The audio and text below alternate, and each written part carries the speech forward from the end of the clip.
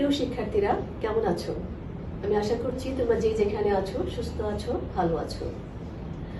আজকে আমি macro economics কোর্সটার business cycle নিয়ে আলোচনা করব। বিজনেস সাইকেলকে ট্রেড সাইকেলও বলা হয়। কোনো কোনো বইতে এটাকে ট্রেড সাইকেল হিসেবে লেখা আছে এবং কোথাও কোথাও বিজনেস সাইকেল হিসাবে লেখা আছে। এই দুটোই কিন্তু সিমিলার ওয়ার্ড, অর্থাৎ দুটো সমান অর্থে ব্যবহৃত, যার বাংলা হচ্ছে বাণিজ্য চক্র। তো আজকে আমরা বাণিজ্য চক্র নিয়ে আলোচনা করব এবং এইখানে আমি যে বিষয়গুলো নিয়ে আলোচনা করব সেগুলো দেখো। প্রথমে হচ্ছে কি যে মিনিং, তারপরে ফেজেস এবং তারপরে ফিচার্স, দেন কজেস এবং সবশেষে control. That is meaning of business cycle, phases of business cycle, features of business cycle, causes of business cycle and control. হ্যাঁ, তো প্রথমেই আসো আমরা বিজনেস সাইকেল বলতে কি বুঝি বা বাণিজ্য চক্র বলতে কি বোঝায় সেই বিষয়টা নিয়ে আলোচনা করি। চক্র কি তোমরা জানো? তোমরা এখন হিসাব বিজ্ঞান চক্র পড়েছো। যে কোনো কিছু চক্র মানে কি, যে প্রথম একটা জিনিস একটা কয়েকটা স্তরে হয়তো ভাগ করা আছে, কিন্তু সেটা শেষ করার পরে আবার সেই প্রথম থেকেই কিন্তু কাজটা শুরু হয়। এই যে প্রথম থেকে কয়েকটা স্তরে ভাগ করে আবার দেন শুরুতে চলে আসা এবং শুরু থেকে আবার পথ চলা, এটাকেই বলা হচ্ছে কি চক্র। এটা আমরা জানি, সবাই জানে, কিন্তু এখানে বাণিজ্য চক্র বলতে আসলে কি বোঝায়? অর্থনীতিতে তোমার বাণিজ্যের ক্ষেত্রে উন্নতি অবনতি হয়েই থাকে। আমরা জানি যে বাণিজ্যের ক্ষেত্রে সবসময় যে একই রকম ভাবে লাভজনক হবে বা একই রকম ক্ষতিতেই পড়ে থাকবে এমন কোনো কথা নেই। কখনো সেটা উন্নতি, কখনো অবনতি হবে। এই যে অর্থনীতির উন্নতি এবং অবনতি, এটা যে চক্রাকারে আবর্তিত হয়, কখনো উন্নতি আবার যে প্রথম অবস্থায় আসে, এটাকেই বলা হচ্ছে কিন্তু বাণিজ্য চক্র। অর্থাৎ অর্থনীতির উন্নতি অবনতি যে ফ্লাকচুয়েশন, ওঠানামা, এটাকেই বলা হচ্ছে বাণিজ্য চক্র। তো বাণিজ্য চক্র এটা একটা বাণিজ্য চক্র আসলে কি করে আমি বলি। অর্থনীতিতে অর্থনৈতিক ইকোনমিক যে অ্যাক্টিভিটিস গুলো আছে, এগুলো একটা দেশের কখন কি অবস্থায় আছে এটা চট করে বোঝার একটা সহজ উপায় হচ্ছে কি বাণিজ্য চক্র যে রেখাটা আছে, এটার মাধ্যমে বোঝা যাচ্ছে যে বাণিজ্য ওই দেশের অর্থনৈতিক অবস্থা আসলে এখন কি সমৃদ্ধির পথে আছে নাকি না অবনতির পথে আছে নাকি একদম সমৃদ্ধির শীর্ষে আছে। ওই রেখাটা দেখলেই বোঝা যাবে। এটা আমরা যখন সামনে আরো আলোচনা করবো তখন বুঝতে পারবে যে কি একটা দেশের অর্থনৈতিক অবস্থা আসলে কি চেহারা নিয়ে আছে। এটা কিন্তু আমাদের এই যে বিজনেস সাইকেল যে কার্ভটা আছে, বিজনেস সাইকেল যে লাইনটা আছে, এটা দেখে কিন্তু সহজেই বোঝা যায়। তো প্রথমে আসো আমরা এই বিজনেস সাইকেল কি, হ্যাঁ, হোয়াট ইজ বিজনেস সাইকেল সেটা আমরা একটু দেখে নিই। এখানে কি বলা আছে দেখো, আমি তো একটু বললাম তোমাদেরকে। The business cycle is the fluctuation around the growth mean of an economy over the period of time. It actually defines the period of peak and trough. তাহলে বিজনেস সাইকেলে কি দেখো, এখানে আমাদের বলা আছে তোমার প্রবৃদ্ধির যে উঠানামা একটা অর্থনীতির, সেটাই আমি তোমাকে বললাম যে অর্থনীতির যে উঠানামা সেই জিনিসটা বোঝাচ্ছে, এবং it actually defines the period of peak and trough. Peak মানে কি একদম সবচেয়ে উপরে, তাই না? অর্থনীতির একদম সর্বোচ্চ ভালো অবস্থান যেটা, সেটাকে বলা হচ্ছে পিক, এবং ট্রো হচ্ছে সবচেয়ে খারাপ অবস্থা। এই যে জার্নিটা, পিকে ওঠা এবং ট্রোতে চলে যাওয়া এবং সেখান থেকে আবার রিকভার করে পিকে যাওয়া, এইটাকেই কিন্তু বলা হচ্ছে বিজনেস সাইকেল। আশা করি তোমরা বুঝতে পেরেছো। তাহলে আমরা চলো আমাদের সেকেন্ড যে ইয়েটা আমি বললাম ফেজেস অফ বিজনেস সাইকেল আলোচনা করবো। আমরা এখন ফেজেস অফ বিজনেস সাইকেল, আমরা বিজনেস সাইকেলের যে রেখাচিত্রটা আছে সেটার মাধ্যমে বোঝার চেষ্টা করি। এখানে দেখো আমি যেটা বললাম তোমাদের, মনে করো আচ্ছা আমরা এই রেখাটা থেকে আরেকটু ভালো করে সামনে যাই। তারপর এখানে দেখা আছে দেখো এই যে লেখাটা, মানে বিজনেস সাইকেল লাইন, এটা হচ্ছে বিজনেস সাইকেল লাইন, যেটা এইভাবে আপ ডাউন করে উঠে যাচ্ছে রোলার কোস্টারের মতন, কখনো উপরে কখনো নিচে। ঠিক সেরকম এই লাইনটা হচ্ছে, এটাকে বলা হয় তোমার গ্রোথ ট্রেন্ড লাইন। যে লাইনটা মাঝখানে কালো যে রেখাটাকে বলা হচ্ছে, এটা হচ্ছে গ্রোথ ট্রেন্ড লাইন। এবং এই যে দেখো এটা এখান থেকে গ্রোথ ট্রেন্ড লাইন উপর থেকে উঠে যে পিকে যাচ্ছে একবার, আবার এই যে নিচের দিকে যখন নামতে শুরু করছে এটাকে বলা হচ্ছে কন্ট্রাকশন, এবং নিচে চলে আসে এটাকে বলা হচ্ছে ট্রো। ট্রো থেকে দেখো আবার এটা উপরে যাচ্ছে, উপরে দিয়ে আবার পিকে চলে গেল, এই লাইনটাকে বলা হচ্ছে এক্সপানশন। হ্যাঁ, এখানে যে চারটা ফেজ, পিক, কন্ট্রাকশন, ট্রো এবং এক্সপানশন, অ্যাকচুয়ালি বিজনেস সাইকেলের কিন্তু এই চারটা ফেজে। আমরা আরেকটু ভালোভাবে বোঝার জন্য পরবর্তী চিত্রে যাই। দেখো এখানে একটা চিত্র দেখতে পাচ্ছ তোমরা, এই যে লাইনটা, নিচের যে লাইনটা, এই পাশে টাইম ধরা হয়েছে এবং এই পাশে ধরা হয়েছে রিয়েল জিডিপি। জিডিপি কিন্তু নমিনাল জিডিপি না, এটা হচ্ছে রিয়েল জিডিপি। আর এই পাশে ধরা হচ্ছে টাইম, হ্যাঁ, সময়কালটা। তাহলে এই যে রেখাটা দেখতে পাচ্ছ, এই যে কমলা রঙের যে রেখাটা দেখতে পাচ্ছ, এটাকে বলা হচ্ছে growth trend line. Growth trend line কি, আমরা এটা এটা একটা দেশের বা একটা অর্থনৈতিক কাঙ্ক্ষিত একটা ইয়ে থাকে কি, যে সে ওই প্রবৃত্তিতে যেতে চায়, তাই না, ওই পরিমাণ প্রবৃত্তি সে অর্জন করতে চায়, এটাকে সেটা বোঝা যাচ্ছে যে এখান থেকে সে উন্নতির ওদিকে যেতে চাবে। এবং রিয়েল যেটা আমাদের, সেটা হচ্ছে কি দেখো, অর্থনৈতিক প্রবৃদ্ধি, আমি আগে এটা বলে নেই তোমাদেরকে, যে অর্থনৈতিক প্রবৃদ্ধিটা কখন হিসাব করা হয়, সাধারণত একটা অর্থ বছর শেষেই কিন্তু কতটুকু প্রবৃদ্ধি অর্জন করা হয়েছে সেটা হিসাব করা হয়, এবং এই শুরু থেকে শেষে একটা লম্বা টান দিয়ে দেওয়া হয়, মানে একদম সমান্তরাল ভাবে একটা টান দেওয়া থাকে। কিন্তু অর্থনীতি কি আসলে সেভাবে থাকে? সেভাবে থাকে না। এটা কখনো উপরে ওঠে, কখনো নিচে নামে, ফ্ল্যাকচুয়েট করে। এই যে ফ্ল্যাকচুয়েট করে, সেটাই কিন্তু আমাদের এই বিজনেস সাইকেল লাইনটা। এটা হচ্ছে বিজনেস সাইকেল লাইন, যেটা কিনা এই দেখো আমাদের এখান থেকে এটা উঠে সেই চিত্রটার মতনই এখানে পিকে গেল, এবং পিক থেকে আবার যখন এখানে নেমে এই পর্যন্ত নিচে নামছে, দেখো এটাকে বলা হচ্ছে ট্রো। এবং ট্রো থেকে এটা আবার রিকভার করে এই পাশে চলে যাচ্ছে, এখানে পিকে চলে যাচ্ছে। এখন তোমার আমরা যদি এটাকে একটু অঞ্চলে ভাগ করে নিই, আমি যদি এখান থেকে এটাকে একটা লম্বা টান দিয়ে নিয়েছি আমি, এবং পিক থেকে নিচের দিকে নামতে যখন শুরু করেছে, তাই না, পিক থেকে যখন নিচে থেকে নামতে শুরু করে, এই যে এই বিন্দু থেকে এই বিন্দু ট্রো পর্যন্ত এই বিন্দু, এই লাইনটাকে বলা হচ্ছে কিন্তু কন্ট্রাকশন হওয়া। কন্ট্রাকশন হওয়া মানে কি, অর্থনীতির এই যে তোমার যে অবস্থা, এটা তখন সংকুচিত হয়ে আসে। সংকুচিত হয়ে আসে বলতে অর্থনীতি আমরা জানি যে অ্যাক্টিভিটিস গুলো সেগুলোর সঙ্গে কি কি সম্পর্কিত থাকে, তোমার উৎপাদন, বিনিয়োগ, কর্মসংস্থান, আয়, তাই না। তো এগুলো কিন্তু তখন আস্তে আস্তে সংকুচিত হতে থাকে। যখন দেখা যায় কি ডিমান্ড একটা ফ্যাক্টর, ডিমান্ড যখন কমে যাচ্ছে তখন দেখা যাচ্ছে কি প্রোডাকশন কমে যাচ্ছে, ইনভেস্টমেন্ট কমে যাচ্ছে, ইনভেস্টমেন্ট কমে গেলে এমপ্লয়মেন্ট কমে যাবে। তো এই যে কন্ট্রাকশন হওয়া, সংকুচিত হয়ে যাওয়া, এটাকে বলা হচ্ছে পিক থেকে ট্রোতে যাওয়ার যে এই সময়কালটা বা এই অবস্থাটা, এটাকে বলা হচ্ছে কন্ট্রাকশন। এবং ট্রো শেষে দেখো মানুষের একটা জিনিস কিন্তু দেখো, খারাপেরও একটা শেষ সময় আছে, শেষ সীমা আছে, তাই না। অর্থনীতির একদম পিক মানে কি একদম সর্বোচ্চ অবস্থা, অর্থাৎ অপটিমাম লেভেল, যেখানে যেখানে যেতে চায় মানুষ, যার উপরে আর যাওয়া সম্ভব না, সেইটাকে বলা হচ্ছে এখানে পিক। এবং পিক থেকে, এবং সেইখানেও কিন্তু বেশি সবসময় মানুষ থাকতে পারে না। সাপোজ ধরো তুমি একটা ছাত্র, তুমি পড়াশোনা করে, স্টুডেন্ট পড়াশোনা করলা, খুব ভালো করে মনোযোগ দিয়ে পড়াশোনা করলা, এবং তোমার রেজাল্ট খুব ভালো হলো, তুমি একদম সবার মধ্যে প্রথম হয়ে গেলা, তাই। কিন্তু তুমি সব সময় প্রতিদিন কি তোমার জন্য সেই প্রথম হওয়ার সেই খুশি সংবাদটা আসবে না। সেখান থেকে তোমার পরবর্তী দিন দেখা যাবে কি যে আরেকটু কম খুশির সংবাদ আসবে, বা খুশির সংবাদ তো রেগুলার আসে না, আসে কি, আসে না। তো এখানে ঠিক সেরকম আমাদের অর্থনীতি হয়তো একটা সময় দেখা গেল খুব ভালোই আসে, তারপরে আবার আস্তে আস্তে সেটা নিচের দিকে নামতে শুরু করে। নিচের দিকে নামতে শুরু করতে করতে দেখা যায় যে হয়তো এক সময় সেটা তোমার এই মানে সবচেয়ে খারাপ যেটা অবস্থা বললাম, যে অর্থনীতির যে সময়টাতে আসলে পরে আমাদের বেকারত্ব অনেক বেড়ে যাবে, উৎপাদন কমে যাবে, আয় কমে যাবে, তাই না। তো সেটাকে বলা হচ্ছে কিনা ট্রো। ট্রো যেটা বাংলা হচ্ছে সম্ভবত পতন, পতন ঠিক না, অবনতি। তারপরে আসছে আমরা এই ট্রো থেকে, কিন্তু এখানেও কিন্তু মানুষ সবসময়, অর্থনীতি সবসময় আটকে থাকবে না, সেখান থেকে অর্থনীতি আবার উপরের দিকে যাবে। উপরের দিকে যাওয়া এবং সেটা আবার পিকে পৌঁছে যাওয়া, এই সময় এই যে অবস্থা, এটাকে বলা হচ্ছে এক্সপানশন, সম্প্রসারণ। অর্থাৎ অর্থনৈতিক কর্মকাণ্ড তখন কিন্তু বৃদ্ধি পায়। কিভাবে বৃদ্ধি পায়? তখন দেখা যায় কি আস্তে আস্তে ডিমান্ড বাড়তে থাকে, মানুষের চাহিদা বাড়তে থাকে, তার এটা দরকার পড়ে, ওটার দরকার পড়ে, এবং চাহিদা যখন বৃদ্ধি পায় তখন দেখা যায় কি সেই চাহিদাগুলো ফিল আপ করার জন্য প্রোডাকশন বাড়ে, প্রোডাকশনের জন্য যখন বাড়তে থাকে তখন দেখা যায় সেখানে ইনভেস্টমেন্ট বাড়ে, ইনভেস্টমেন্ট বাড়লে সেখানে এমপ্লয়মেন্ট বাড়ে, এমপ্লয়মেন্ট বাড়লে সেখানে কি হয়, আয় বাড়ে, প্রফিট বাড়ে, তাই না। তো এই যে একটা অর্থনৈতিক অবস্থা, এটাকে বলা হচ্ছে পিক, এবং এটাকে বলা হচ্ছে এক্সপানশন। তাহলে এক্সপানশন, ট্র থেকে পিকে যাওয়ার এই যে লাইন বা এই যে সময়কাল, এই যে জার্নিটাকে বলা হচ্ছে এক্সপানশন, এবং এই যে পিক থেকে নিচে ট্রতে আসা এই জার্নিটাকে বলা হচ্ছে কন্ট্রাকশন।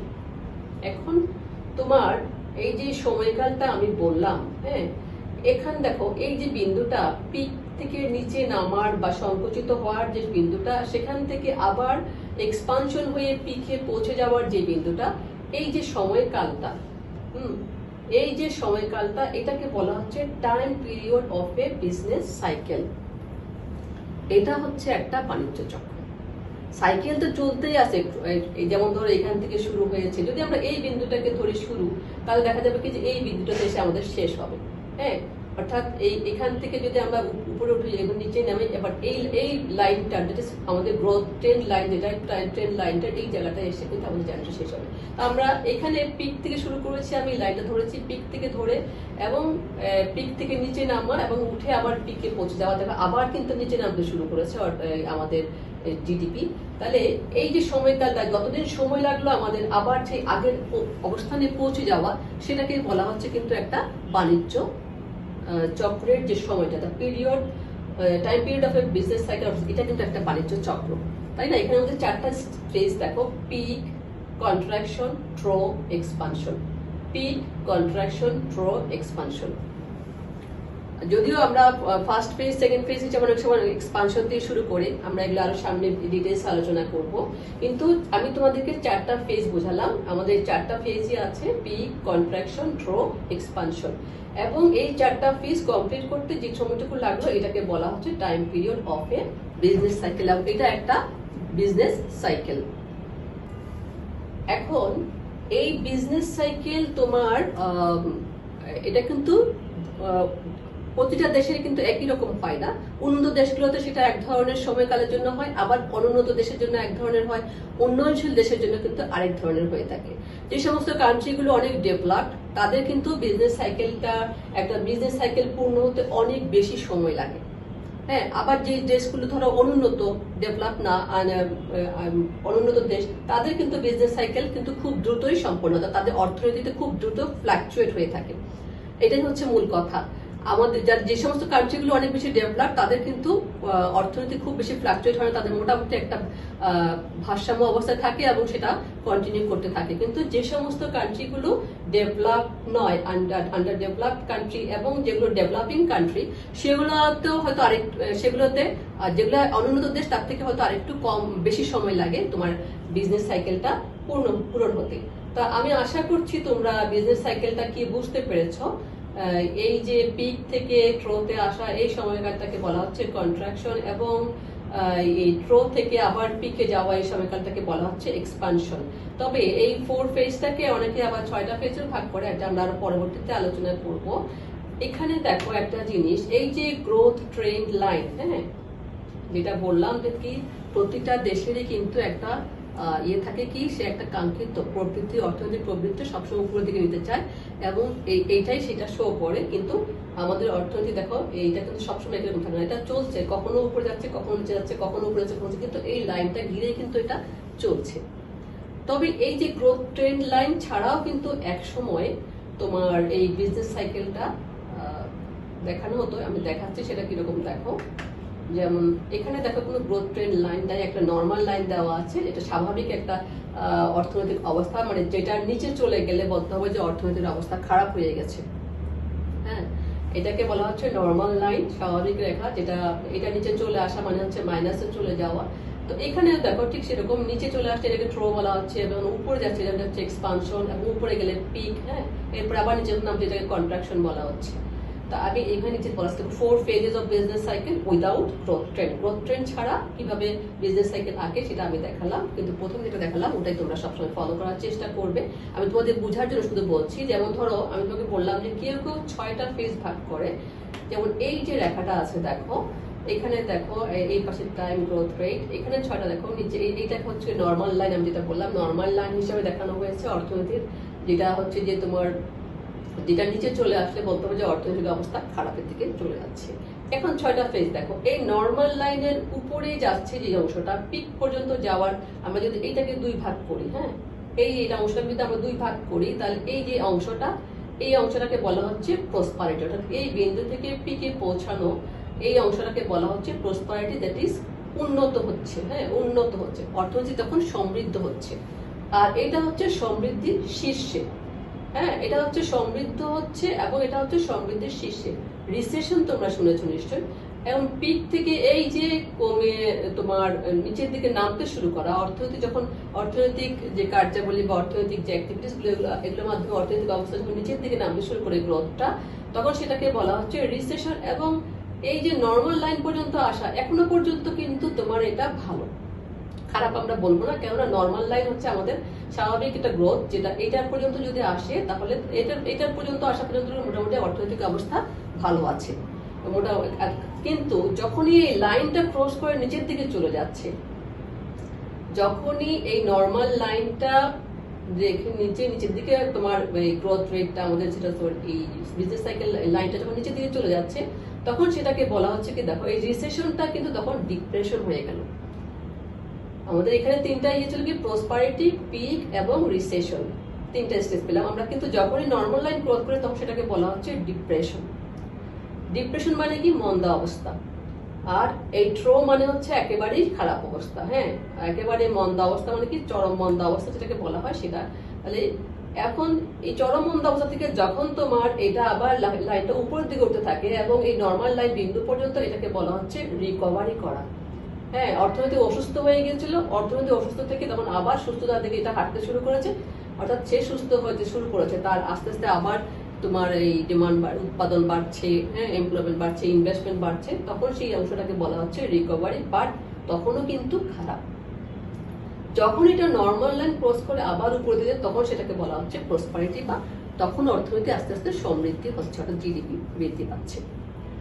আশা করি তোমরা বুঝতে পেরেছো। হ্যাঁ, এই অংশটা যদি আমরা ভাগ করি, আমি এটা বললাম যে এটা হচ্ছে তোমার 1 নম্বর ফেজ, এটা হচ্ছে প্রসপারিটি, এটা হচ্ছে পিক, হ্যাঁ, এই পাশে এটা হচ্ছে রিসেশন, এটা 2 নম্বর ফেজ। এভাবে যদি আমরা ভাগ করে নিই, এটাকে যদি আমরা ভাগ করি, তাহলে এটা একটা ফেজ, এটা একটা ফেজ, হ্যাঁ, 1টা 2টা 3টা 4টা এবং এই 5টা 6টা।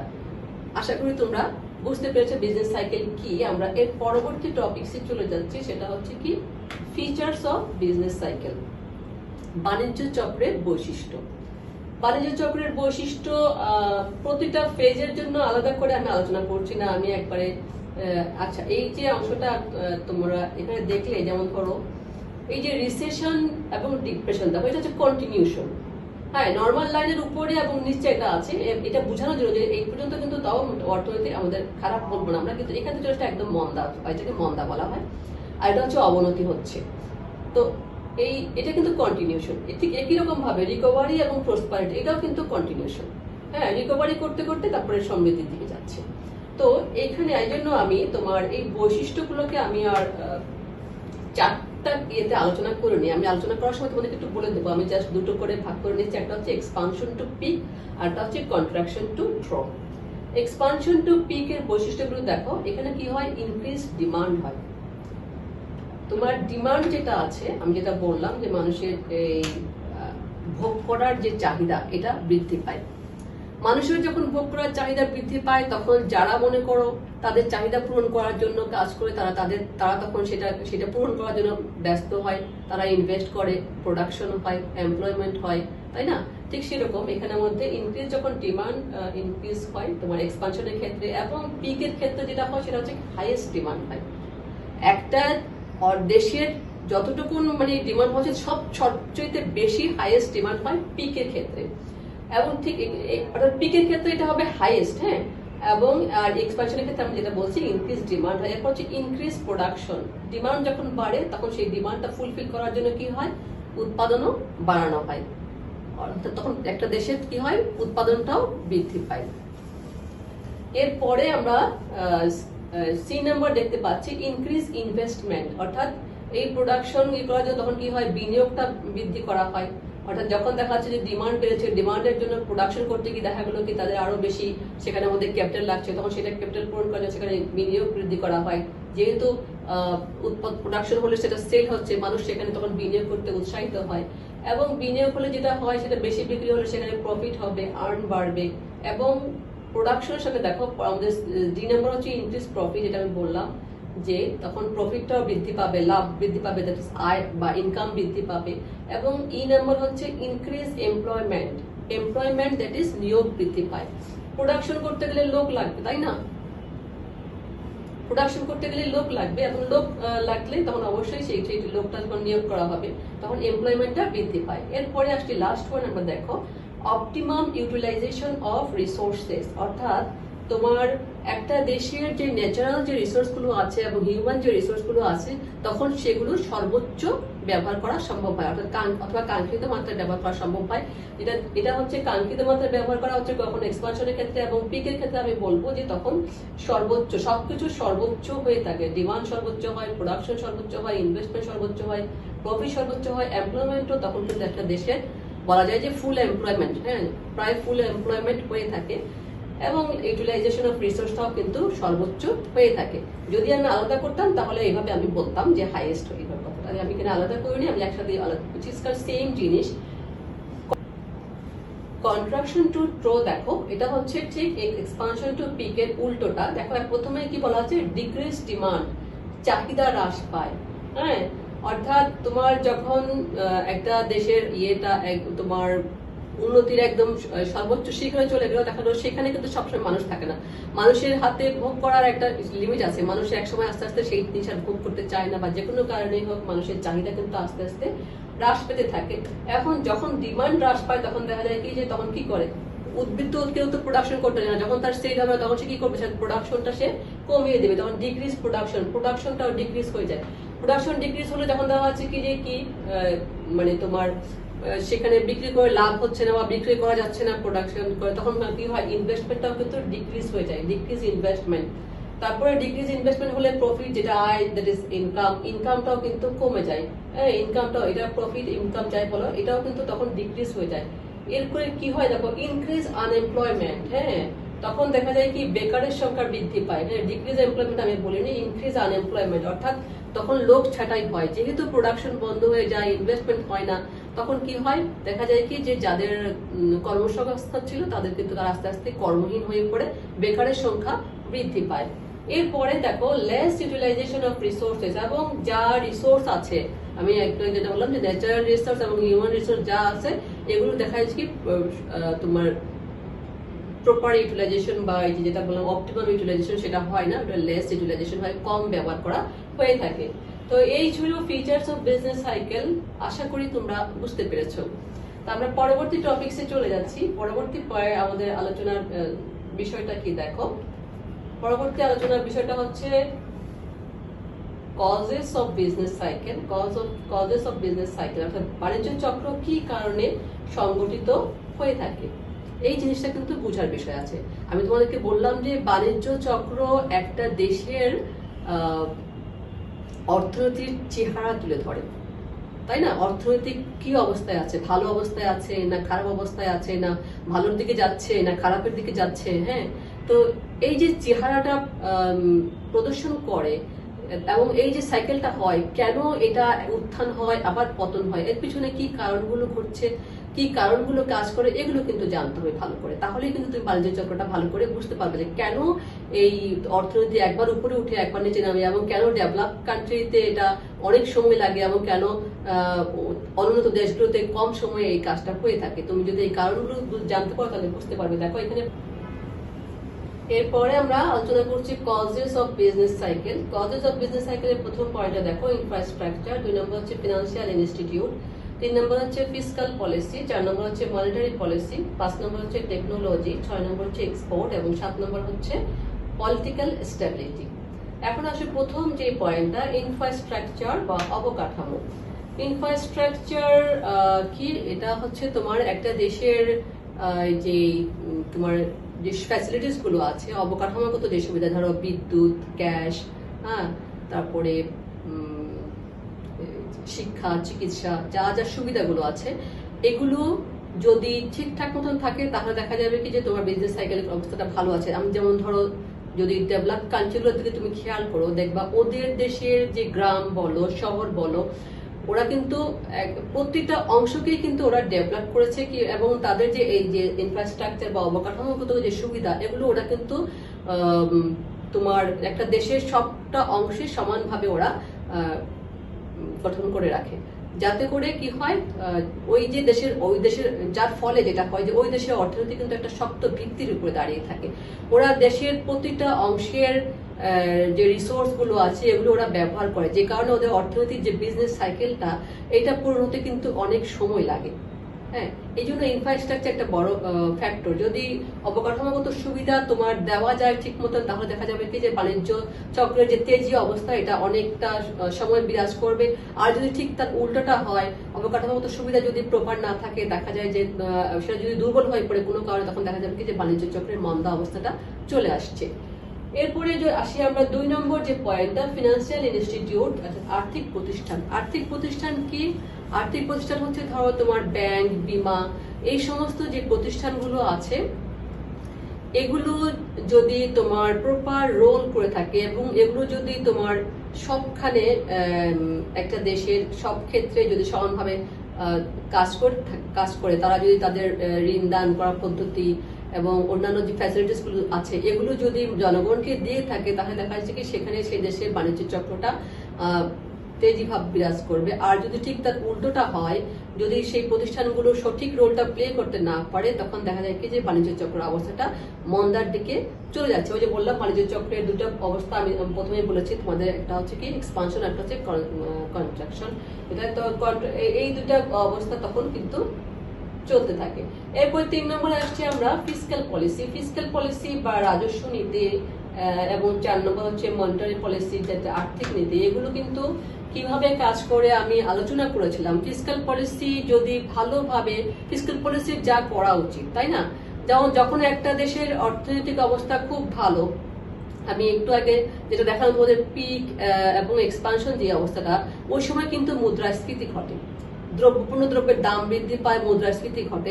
যদিও অর্থনীতি তখন উন্নতির দিকে যাচ্ছে, কিন্তু মুদ্রাস্ফীতি অনেক বেশি হয়। এবং এই জন্য বাণিজ্য চক্রের যে পিক এবং তোমার যে ট্রো, দুটাই কিন্তু বাণিজ্য চক্রের জন্য খুবই খারাপ, একটা অর্থনীতির জন্য খুবই খারাপ।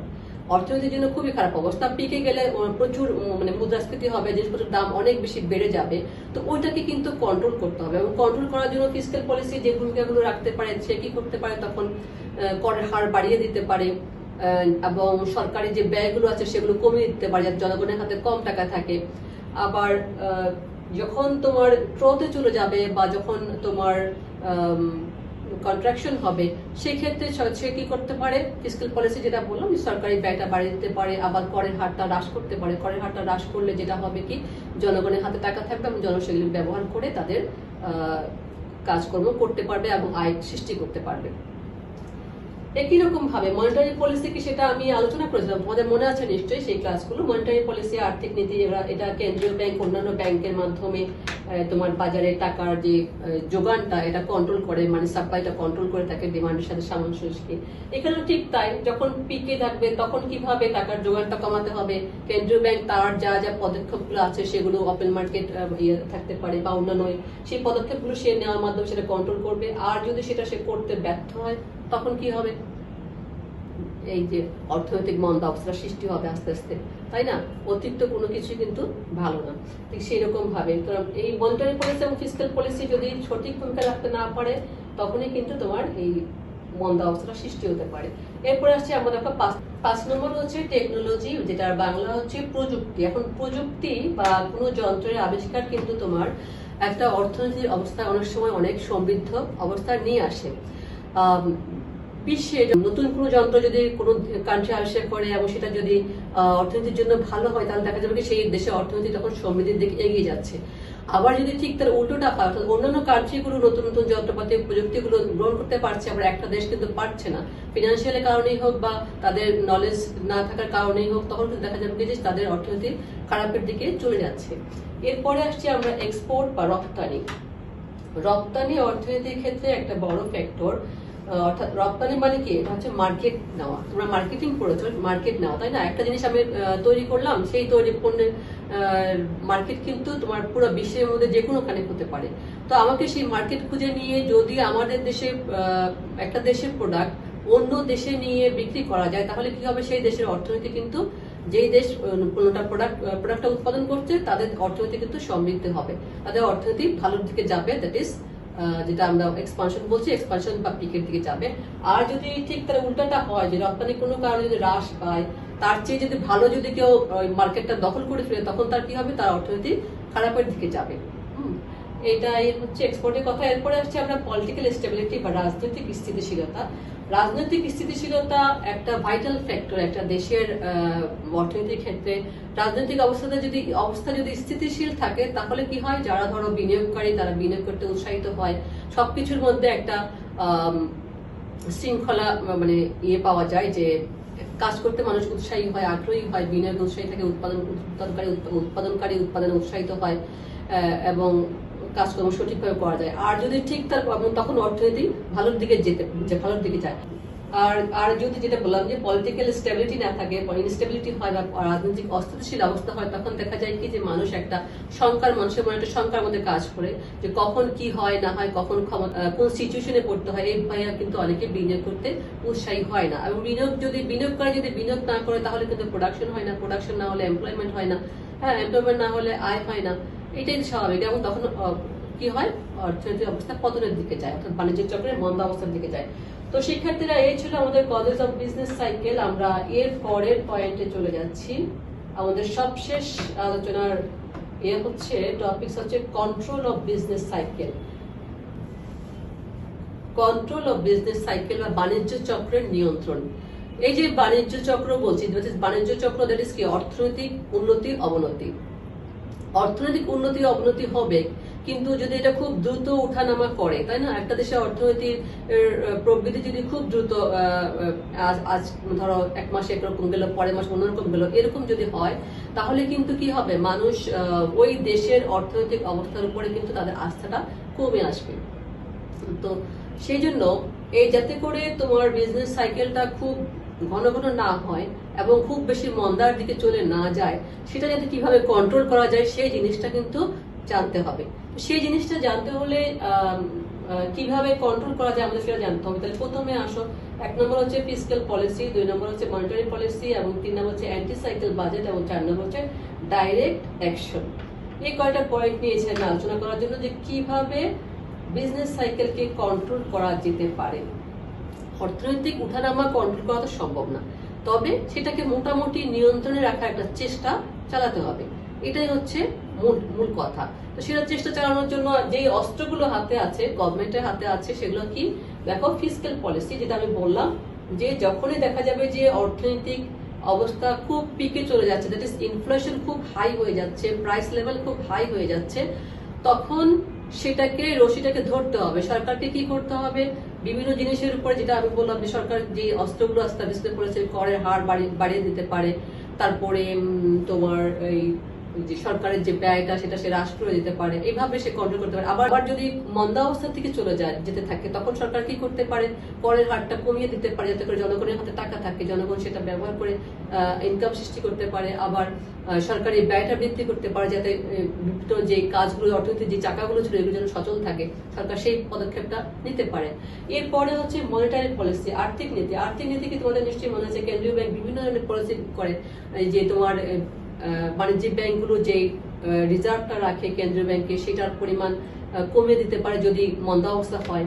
কমিয়ে দিলে কি হবে, বাণিজ্যিক ব্যাংকগুলো হাতে টাকা থাকবে এবং তারা জনগণকে বেশি বেশি টাকা ঋণ দিতে পারবে, জনগণের হাতে টাকা বেশি যাবে, ঋণ দান পলিসিগুলো চেঞ্জ করতে পারে। মনিটারি পলিসিটা তোমাদের নিশ্চয়ই মনে আছে। আবার যদি পিকের দিকে চলে যায়, অর্থনীতি যদি খুব সমৃদ্ধির দিকে চলে গেল, অর্থাৎ যখন ইনফ্লেশন হবে, তখন মার্কেট থেকে টাকা উঠিয়ে নেওয়ার জন্য কেন্দ্রীয় ব্যাংক কি করতে পারে, বাণিজ্য ব্যাংকগুলোর যে রিজার্ভ রাখার টাকার পরিমাণটা সেটা বাড়িয়ে দিতে পারে, ঋণ দানের ক্ষেত্রে যে সুদের হার সেটা বাড়িয়ে দিতে পারে। এইভাবে তোমার কেন্দ্রীয় ব্যাংক মনিটারি পলিসির মাধ্যমে সরকার ভূমিকা নিতে পারে এই বাণিজ্য চক্রটা নিয়ন্ত্রণের জন্য।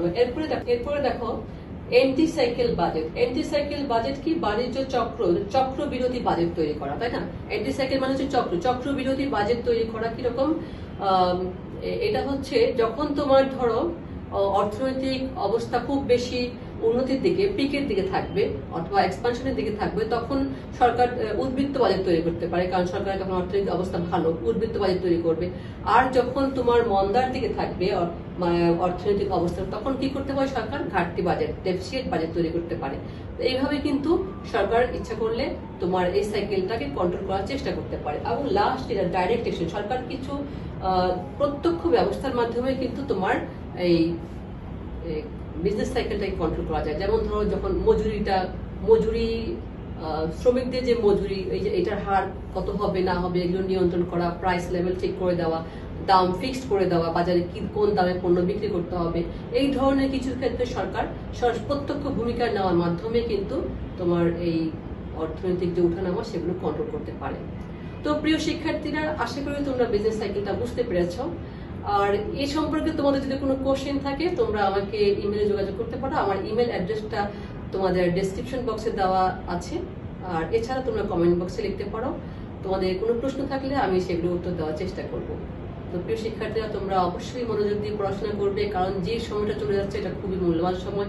আমাদের জীবন থেকে যে সময়টা হারিয়ে যায় এটা কিন্তু ফিরে আসে না, এটা মনে রাখবে। হ্যাঁ, সুতরাং সময়টাকে তোমরা কাজে লাগাও, তোমরা মনোযোগ দিয়ে পড়াশোনা করো। আর স্বাস্থ্যবিধি তো অবশ্যই মেনে চলতে হবে, এটা ছাড়া কোনো উপায় নাই। আশা করি তোমরা সবাই ভালো থাকবে। আল্লাহ হাফেজ।